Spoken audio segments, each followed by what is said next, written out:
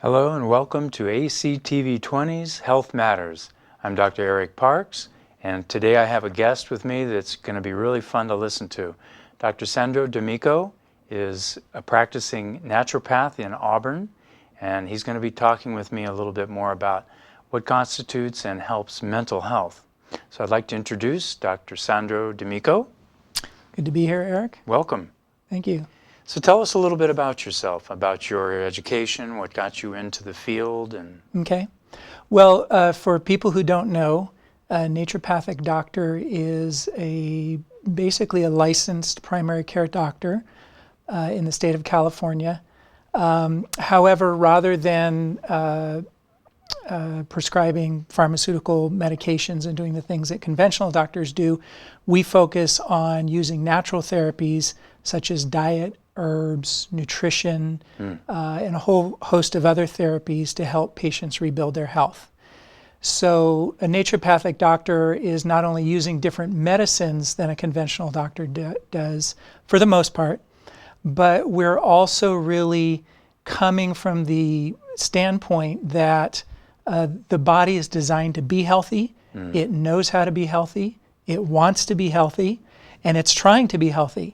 And so the first question that I'm going to ask when a patient comes to me who has a condition that is not resolving itself, so we would call that a chronic illness, is what's blocking the body's natural healing capacity. Right. And so that's a very strong philosophy in naturopathic medicine. So our approach to medicine is not simply to give something that's going to alleviate the symptom, although sometimes that's called for and sometimes we do that. Sure. But what we're really interested in doing is removing the obstacles to health so that the body can really restore itself.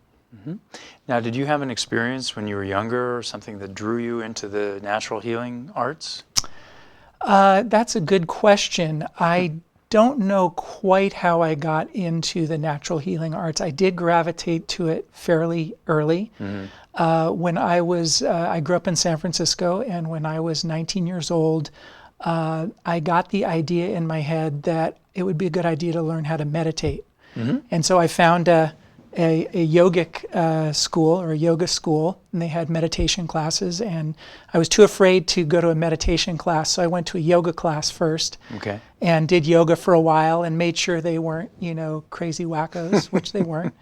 And then I started taking meditation classes, and then I started exploring vegetarian diets, which at that time to me seemed like a good healthy choice. So I just kind of gravitated toward it. There was no specific incident in my life. I never had a serious physical illness that caused me to head in that direction. It was just what made sense to me, really. Yeah. Well, a lot of people do have a really horrific medical experience that drives them away from that, and some people have an enlightened experience through natural healing and health, which I think would describe a lot of my colleagues. But it's a really admirable field, and I know when I was looking at schools, I was very interested in naturopathic school, but they weren't licensed in very many states. Now, are they licensed now in all states? No,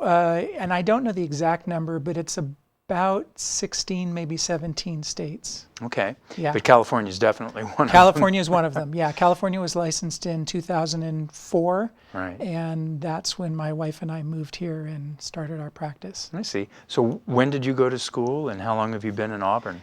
I graduated from naturopathic school in 2002, and we moved to Auburn in 2004. My wife is also a naturopath. She graduated about a year and a half after I did. What's her name? Dr. Greta D'Amico. Dr. Greta. Well, tell me a little bit more about your practice as far as, I know a lot of naturopaths will specialize in certain areas. Right. Well, we have what's called a family practice or a general practice. And between the two of us, we treat just about everything and just about everybody. So we treat babies, we treat people in their 90s, and everybody in between. Naturopaths tend to treat patients with chronic illnesses more than acute illnesses. for the simple reason that most people, at least most people that are coming to us, are not coming to us because they have a philosophical belief in natural medicine. They're coming to us because they've gone to their conventional doctors. They've maybe gotten some help, but maybe they haven't gotten as much help as they'd like, or maybe they didn't get any help at all, or maybe their doctor wasn't able to diagnose them, or maybe they had a lot of side effects from the medications they were put on. And so it's at that point that people will usually hit the internet and find us and come to our office. So as a result of that, most of the people that are doing that have been sick for a while. They maybe have conditions that are not well treated by conventional methods, or they might have conditions that really haven't even been able to be properly diagnosed by a conventional doctor. Yeah, it's unfortunate. It seems, at least in our philosophical ways, that we should be the first professionals that people consult, and if we can't help them, and we would have the wherewithal to know who to send them to, at least for diagnostic workup and that sort of thing. But it seems to be reversed still, and I think we could make a case that maybe that's why our healthcare system is so expensive at this point. But more importantly, you have identified that there are, like you said, cradle to grave. You're treating people of all ages with all different sort of symptoms, and chronic issues can show up even in acute symptoms, right? So when people come in, even if they're just getting this shoulder pain or that ache in their back or the headaches that have just come on, there may be some things that have been going on for months or years. So you would look at it more as a chronic issue that way. And we do treat acute conditions, but that's usually patients that we're seeing for chronic issues, and they'll get the flu or they'll get a stomach bug or something, and they'll want us to treat them for that. Well, while there's probably hundreds of things that we could talk about, specifically we wanted to focus on one of the areas you told me that you were really interested in, passionate about, and got good results with. So let's talk a little bit about what might be behind what I would say is an explosion in mental health issues, everything from all the shootings that we hear about to the overprescription of antidepressants. Obviously, people are realizing that they're depressed, they're overstressed. What's causing all these problems that you see? Well, obviously, that's a huge question, and I don't think I can answer it. Is there only one thing? In the time that we have.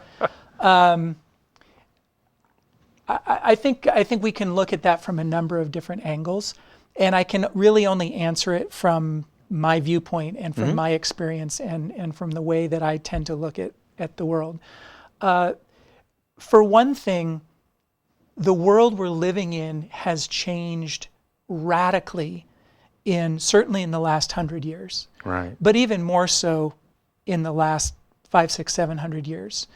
And our bodies have not changed. We have not changed. We are, evolution happens at an incredibly slow pace. And the pace of the change of civilization, it's happened so quickly that there's no way that we as a species can adapt to all of those changes. So we are exposed to stresses that our bodies are really not designed for. And my wife and I were in Norway this summer, and we actually met with a colleague who went to naturopathic college with us. And she was born in Norway, and she's moved back there since. And she also is an immunologist, and she made a comment that I think I understood beforehand, but when she said it, it really came into focus. She said, if you want to understand the immune system, understand that it's trying to make you survive for the next 3 minutes. And that's really true about our entire physiology, because our ancestors, their threats to life were immediate. If you're a bushman on the Kalahari or the savannah,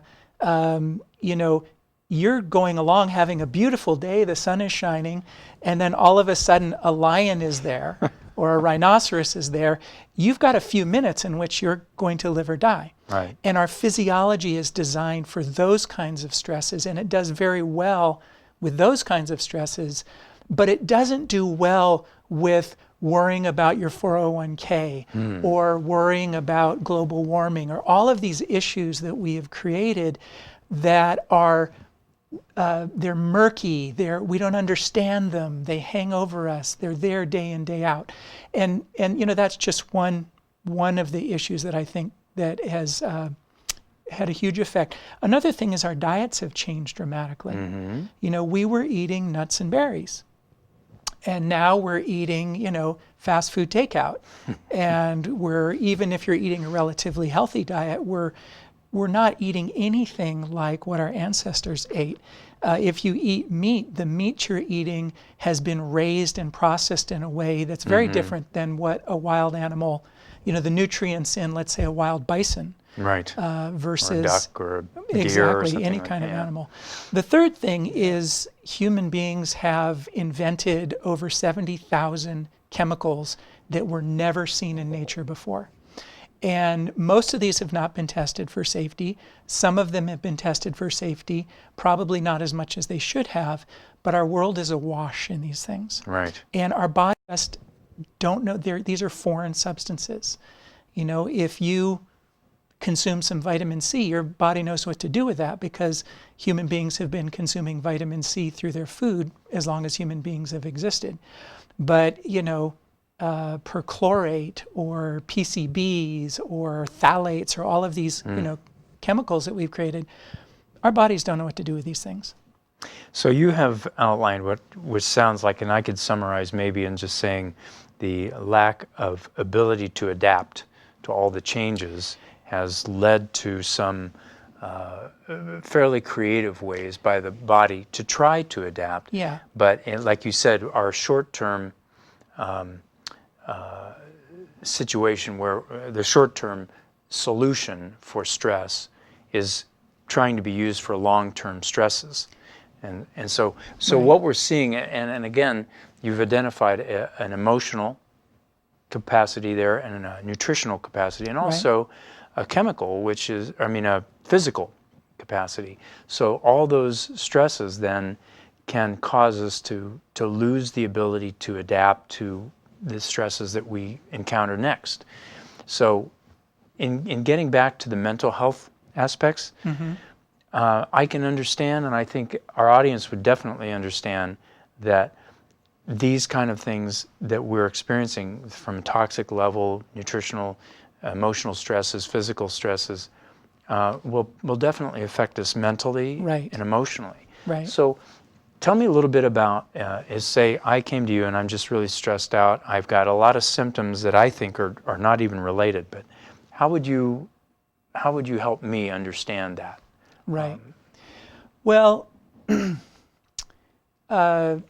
how would I help you understand it, or how would I assess what's going on with you? Assessments, to help me with that. Well, every symptom is a message from the body. Good. And that's true for psychological symptoms, that's true for emotional symptoms as well as physical symptoms. Right. So, the body, we don't have a ticker tape that comes out or an LCD screen that sort of reads out a diagnosis. So the body speaks to us with sensations, it speaks to us with alterations in normal function. Right. And so what I do with patients always, to begin with, is I take a really thorough medical history. Our first visit with most patients is an hour and a half long. Right. Which you is get a lot of clues in that. Which is kind of crazy when you think that, a lot of people are spending 5 or 7 minutes with their doctor. Right. But to really understand somebody, to understand the ins and outs of what's going on with them, to understand how their symptoms have progressed over time, to understand if there were stresses or circumstances or a change in diet that precipitated the symptoms to begin with, it takes time to sort that out. Right. So I talk to patients a lot. I listen to what they're telling me, and I try to correlate what they're telling me with what I know about how their body works, and what I know about how bodies don't work, and what kind of symptoms become apparent when the body isn't working. Right. And that is, to this day, I've been in practice for 13 years. To this day, that's my number one assessment tool. Right. And to give a little bit more light on that, for instance, depression. Depression is something that a lot of people are suffering from. Right. In fact, 1 in 10 adult Americans is depressed at any time, according to government statistics. You know, depression isn't one thing. There isn't a depression. There are as many depressions as there are depressed people. Right. And there are as many reasons for depression. I have patients who are depressed very simply because they have a specific nutrient deficiency. Their body doesn't have enough of what it needs to make the neurochemicals that it needs to make to create a sense of balanced well-being. Right. Other people are depressed because they've had a shock or a loss in their life. Right. People are depressed because they don't see a hopeful future for themselves. So there's a lot of different things going on, and there's a lot of different ways that mental health conditions and really all health conditions can manifest. So the key to being a good doctor is to be a good listener. Right. You need to know your medicines, you need to know your armamentarium, you need to know anatomy and physiology and all that kind of stuff. You need to know how to read a lab test. But you've got to be a good listener, because if you're not really listening, you're going to miss key things that somebody's going to tell you. And mostly patients don't even know the critical thing. When they're telling you the thing you really need to hear, that's not the thing they think you really need to hear, because they didn't go to medical school. So, so you got to listen, you got to understand. And for me, I just really do a lot of correlating. It's such a lost art, and I agree with you. I think that one of the main complaints that I hear is when people go through the traditional medical system is they get 5 minutes and they get to exclaim what their primary complaint is, and then there's a search for what might help that symptom, and then they're gone. That's the end of the treatment. And that isn't doctoring as we were taught. Doctoring is, like you were saying, is identifying all the clues and then trying to come to some conclusions about what's the cascade here. Why is this person and how then can we best help them? So when you find, and this may be really hard for you to say, well, this is the one thing that I find really helps. But how do you then, you find the person who has some difficulty, adjusting to their life or the changes that have just gone on in their life. Sure. Do you work as a counselor at that point, or do you help them with nutrition, or do you do all of that? Or sure. I do a lot of stuff. Okay, it's a lot of stuff. Yeah, and what I do is really just based on years of study and research and trying things with patients and seeing what works and seeing what doesn't work. In terms of mental health conditions, and I just want to define that for a little bit, mental health conditions are things like depression, anxiety, attention deficit disorder, obsessive compulsive disorder, bipolar disorder, post-traumatic stress disorder, to name a few. All of these things are sort of under that umbrella, and I work with all of those things. Autism, if I didn't mention that. What I have found is that there's really 3 areas that seem to be primary for most conditions. And the therapies I do come out of that. So the first one, as I have mentioned before, is really life experience. People have experiences that overwhelm the nervous system, that overwhelm them emotionally, and sometimes we don't always recover from the things that happen.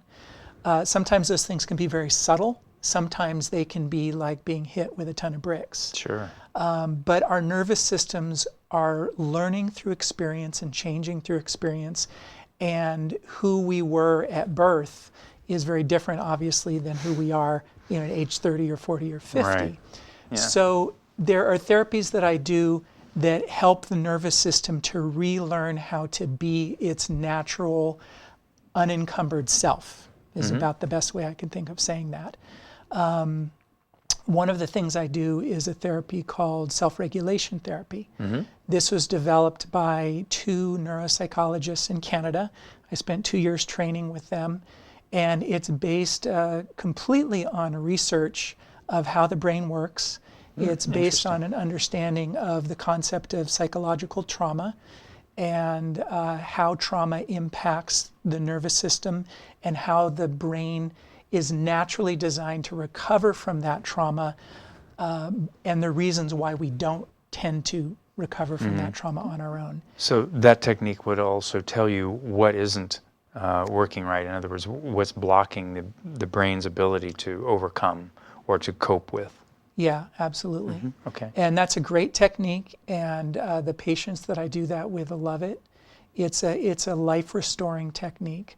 It's not fast. I always tell patients, this therapy isn't fast, but it's deep. Yeah. It really helps people reconnect with parts of themselves they feel like they've lost touch with.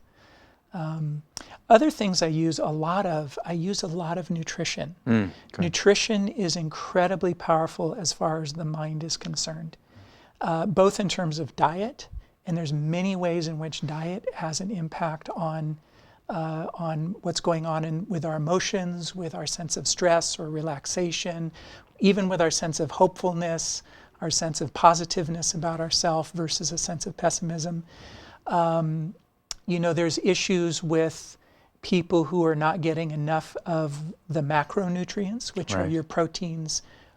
Usually it's not carbohydrates. We tend to get too many of those. Right. But people aren't getting enough protein. Their body needs more protein, or it needs particular kinds of protein, or high quality fats, which are very important for neurological function. Right. There are people that have specific reactions to specific foods. Wheat and gluten has sort of become everybody's afraid of wheat and gluten these days. And, there's good reason for that. Not everybody has a problem with it.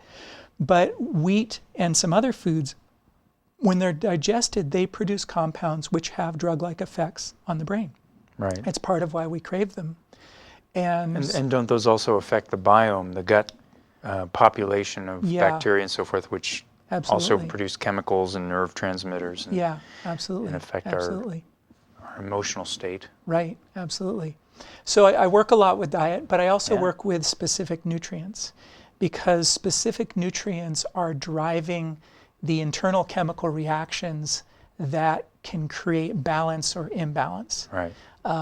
We probably don't have time to get into a whole discussion of biochemistry and how it works, but every chemical reaction, I'll say it this way, there are 50 nutrients, give or take, that science has identified that are essential for life. Right. And yet there are thousands of chemical compounds that make us up. So the body's taking those 50 nutrients and it is transforming them into everything that it needs to sustain life and health. And how it does that is in a very controlled way using something called enzymes, which I know you're familiar with. Enzymes, many of them require vitamins, specific vitamins or minerals in order to function. We call those cofactors. Right. So if you have a nutritional deficiency in a key nutrient that's necessary, let's say to produce serotonin, which is one of the main neurotransmitters involved in mood, you're going to be depressed, no question about it. Right. I mean, there's not an option for the body. It can't make enough of that neurotransmitter. So you can have all the right nutrition, but if you don't have a connection from the brain to the body to do what it's supposed to do. Exactly. And if you don't have, the government set standards for how many of these nutrients we're supposed to get. Well, those standards are based on avoiding deficiency diseases. Right. But because of genetics, because of stresses that kind of create changes in the way genes are expressed, because of exposure to toxins and a whole host of reasons, some people might need 10 or 20 times the amount that the person right next to them needs. So the needs for nutrients are very individual. And nutrients are an incredibly powerful tool for helping to balance the brain and therefore helping to balance mood, bringing back a sense of well-being, all of that kind of stuff. Well, you have great tools. I love hearing about the techniques that you're using for helping people integrate the nervous system again, and then nutritional to help bring balance back into the nutrition system, and also neurotransmitters. Those are all real important, I know. Is there any cases that you can think of off the top of your head, without mentioning names, that would kind of encapsulate what we're talking about? Well, let me try to think of a couple. There's one that comes to mind immediately, and this is actually one of the first patients I treated with depression when I got out of naturopathic college. And when you get out of medical school, you go into practice and you're just hoping that what they taught you works. Right. So very early on, I had a patient who came to me who had pretty severe depression, and also one of the really standout symptoms that they mentioned to me is all day long, they just had these very self-critical thoughts going on about themselves in their head. And as they were telling me their story, I was thinking, well, I know a few things about depression. Maybe I can help them with their depression, but they're probably going to have to see a psychologist to work with these negative thoughts that are really dominating their mental landscape every day. Right. And so I did the few things that I knew how to do at that time, which believe me, were quite simple. And told the patient to come back and see me in a month, or I can't remember, but it was probably about a month. And they came back and saw me, and I asked them, how's the depression? And they said, well, I'm really not feeling depressed anymore. And then I asked them, and I was not expecting a positive answer. I said, well, what about those really negative thoughts? And they kind of stopped, and you could tell they were sort of searching their memory a little bit, and they thought, I haven't been having those thoughts anymore.